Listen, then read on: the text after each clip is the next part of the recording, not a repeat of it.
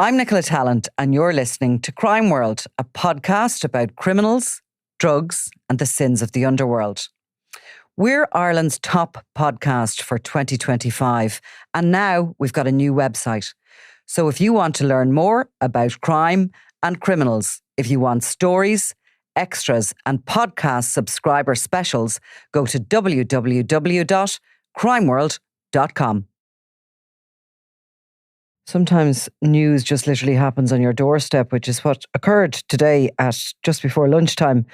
And the news started filtering into the newsroom as people came in for work to say that there had been some sort of a very bad accident just off Tob Street, just down the road from where the offices are. A bus appeared to have driven up a pedestrian street, and there had been a lot of people knocked down.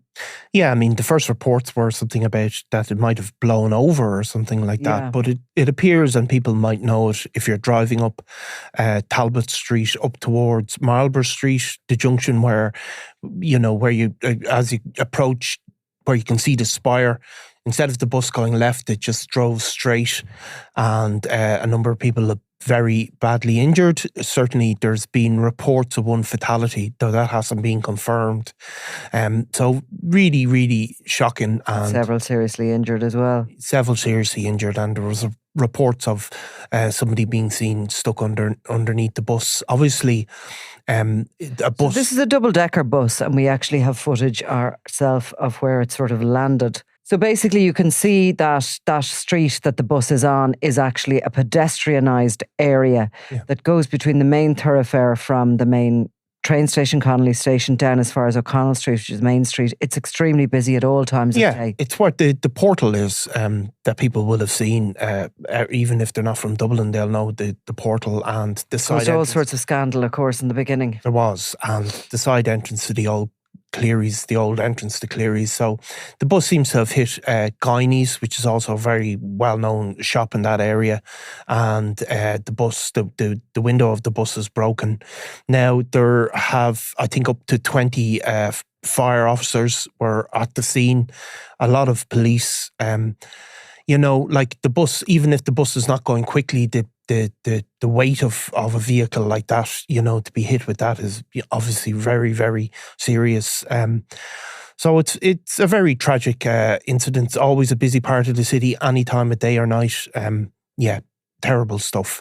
Now, Bus Éireann have said that the bus was not in service at the time. Obviously, one of their drivers may have been returning it. There have been very unconfirmed reports that the driver may have had a medical emergency, but obviously that's way away from being confirmed. But the driver was also taken to hospital, has been confirmed. Now, would you believe it's almost 22 years ago since the last time a kind of a bus mounted a pavement where there was pedestrians, and that was on Wellington Quay. Yeah, which is only a 5-minute walk from where this has occurred. And that's when the bus mounted the footpath there and crashed into a group of people who were boarding the 66 bus to Maynooth. And Kevin, Gary, Kathleen Gilton, Margaret Traynor, Vasil Tominski and Teresa Keatley died as a result of the tragedy, while over a dozen others were injured. It is hard to believe that's 22 years ago. It is. I remember it like it was yesterday. Yeah, so do I. I mean, I think it did happen on a Saturday, as far as I remember. So we would have... Maybe we're working, yeah. We would have been working. I was working certainly in the Star on Sunday at the time. You probably were working for the Sunday World. So, it was, a horrible loss of life. And of course, again, it comes from the fact that a bus is so dangerous to be hit by a vehicle that heavy. So again, that was a complex issue, and of course it went through various hearings about what happened, and we won't go into them because it was very, Well, the bus driver was a guy called Kenneth Henvey, and he took over control of this out-of-service bus, and moments later he said the vehicle started to move forward, mounted the footpath and crashed into the crowd on Wellington Quay. Now, he was cleared by a circuit criminal court jury in 2007 after he pleaded not guilty to dangerous driving causing death, and his defence case was that the bus was faulty and had experienced a power surge that caused it to veer out of his control. And following that incident, Dublin Bus was hit with multiple lawsuits. Yeah, and this power surge was a complex issue that was to do with basically that, there was various expert reports were handed in.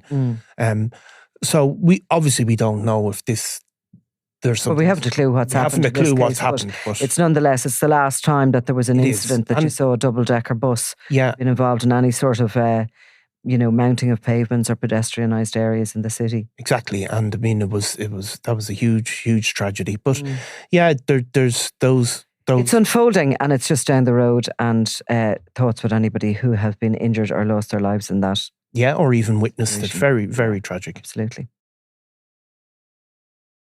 If you're a crimeworld.com subscriber, you've probably already binged on our latest exclusive podcast series, The Regency 10 Years On, from the hit that changed gangland forever. This 6-part anniversary special revisits that fateful day when David Byrne was shot dead at the Northside Hotel, igniting a bloody feud between the Kinahan and Hutch gangs, one of the deadliest rivalries in Irish history. Here's a taste of the new series, exclusive to crimeworld.com subscribers. So that Friday was one of those really quiet days. I mean, we all knew that Daniel Kinahan was in Dublin for the Clash of the Clans boxing weigh, and at least we knew he was due into Dublin the next day. That Clash of the Clans bout match had been heavily advertised, but the day itself there was just little going on. So there was very little happening that day. It's February. It's kind of a quiet enough time for news in general. And Alan Cherry and Ernie Leslie were on the road. They were at another story actually in Finglas. What was that? Do you remember? Well, it was one of these classic sort of district court stories where a guy I think some teenagers had thrown stones at his car and he got out and slapped the teenager. Always great kind of human stories because some people feel sorry for the teenagers and some people don't. And so Alan had been out there, but the guy had moved on. He called out to his house to see if he wanted to talk. He'd moved on, he wasn't there. And we discussed going to the Regency earlier. And I said, look, just go along and see what happens. Divert there. We obviously weren't expecting anything. And obviously that point of Alan being there would be the subject of conspiracy, but we'll get into that at a later point. For sure. So it was a case really that day of, one thing hadn't worked out, so go to the next. But also there was definitely a general sense of, if we could be there, just in case. Yes, and as you said, to see who was standing beside the Kinahans and who wasn't from that bigger organised crime group. So Alan and Ernie went out. I got a call. I think you got a call almost simultaneously, but I got a call from Alan. I'd spoken to him earlier on the day saying, see what happens. And he phoned me up and said, there's after being a shooting and I think we've got a picture. And I actually went, yeah, very funny. But of course, he stopped me and said, no, I'm serious. There's some guys come out with a gun, there's shots fired and there's total and utter chaos. And, our first thought is, get yourself safe. I have to admit, my second thought was, I hope they did get good pictures. But, you're still thinking they have to get safe. I mean, I know you probably got a similar call because Ernie and Alan obviously were in the same Jeep. And of course, Ernie's the guy taking the photographs, yes. So he's on the phone to me. So I actually had gone for a pizza for lunch and I had come back over to the office and the phone rings and it was Ernie. And I answered and he was panicked on the other end of the phone. This was real high octane stuff. And he's still trying to take photos. He's trying to tell me what's happened. He's told me he thinks he's got a good one of one of the shooters as they were running from the scene. He was trying to call up the photograph on the back of his camera. Yeah. Because it would have taken him a while to get it onto a screen, but he'd also sent it into the office. Yeah. You know what I mean? So he was kind of in the middle of doing a number of things. And as I was on the phone to him from memory, the photograph came into the office and we put it up on the big screen. And it was clear to see that this wasn't just one of the shooters as he suspected, but it was two. One of them was dressed as a woman. Which is, of course, there was also this confusing story about guards coming in with weapons, and obviously we know now that they weren't ERU guys, they were guys dressed as them. But Alan was telling me this, there was talk of these guards, and then obviously there was, the crowd fleeing from the scene. So it was all confusing. But as you said, Ernie had taken a picture of the back of his camera. People will know what the photographer's cameras look like, and they have a little digital screen. You don't see it in great detail, but we knew this is a once-in-a-lifetime photograph has been gotten. Yeah, as soon as it came in. And of course, look, the newsrooms aren't as busy as they used to be. They used to be very busy, buzzy places with phones ringing everywhere. And it felt like a proper newsroom that day. I remember everybody's phone was going. People were hearing little bits about it. The news was starting to break about it. And of course, we were there sitting in the office with this photo. There's that sort of news sense in you that you want to run this. Yeah. And at the time, we weren't putting stuff up online. This would have been held for the paper on the Sunday, and this is a Friday afternoon. We had something really special here. But we also, I think, knew the guards were going to be desperate for that picture because they were two gunmen running from a scene of a crime. So it was a very compromised situation, and there was a bit of arguments going on, and there was voices were raised. Totally. I mean, because it is complex. I mean, normally the journalism likes to keep itself separate from the Gardaí investigations. So Garda investigations go on and journalism reports on them. But obviously then you're put in this compromising position because you have guys running out visibly with handguns in their hands. And, they're obviously then disappeared into the ether. And you have to have a discussion about what is your civic responsibility in terms of, do you help the guards? You don't want these armed gunmen to run down the street and kill another few people. So it was a complex one, and people were aware straight away that the guards are going to want these pictures and want to use it for their purposes. And we also have our purposes, which is to tell what happened and to report on the news. So there was a conflict straight away. From my memory, as the afternoon went on and I was talking to contacts and to other people who were involved in crime journalism, etc., it became apparent that there were no guards at the weigh-in. That in actual fact, the guards didn't seem to be there at all. They were called literally by the hotel and had arrived in response to what had already gone on. Of course, David Byrne had been shot dead in the reception of the hotel. We were getting photographs in later in the day, which showed a very shocked-looking Liam Byrne standing outside the hotel, his hands in his pockets, standing beside his cousin Liam Rowe, another significant cartel member. There was no sign of Daniel Kinahan.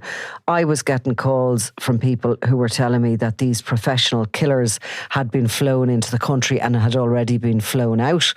There was rumours, there was spin, and also there was the general, I suppose, conversations in regards to, oh my God, what is going to happen next? I mean, all anyone knew for sure was something was going to happen. David Byrne was a very, very senior lieutenant. He was also from criminal royalty from the Byrne family. His brother-in-law is Thomas Bomber Kavanagh. His brother is Liam Byrne, and he's very much at the heart of the Kinahan cartel. We knew from the beginning that this attack had occurred as part of the rivalry between the Kinahan and Hutch factions of what was once the one organisation. And I think everybody was really trying to predict what this might lead to, but nobody could have guessed. Nobody could have guessed. And of course, those rumours straight away went around. It was straight away focused on the Hutch gang. But at this time, if you remember, while there had been other incidents, for example, an attempted hit on Jerry Hutch in Lanzarote, those incidents weren't always public. People were straight away thinking this isn't the type of normal organised crime operation. They were looking at the weapons, saying, is there a paramilitary organisation involved here? Nobody knew fully. And of course, what people did fear straight away was, no matter what, people knew how big and how powerful the Kinahans had become, and the likelihood of them not striking back was inevitable. That blood was going to flow. That bit absolutely 100%. But at that very early stage, I recall contacts of mine suggesting that the Hutches were an army. Did they have the backing of the dissidents? Was this going to, were they going to be very heavily armed because of that? They had contacts in the north. It was like as if people were trying to size up how two Premiership teams were going to play against one another. That's what it felt like.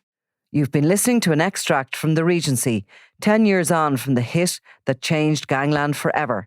Visit crimeworld.com and subscribe to hear the full series now.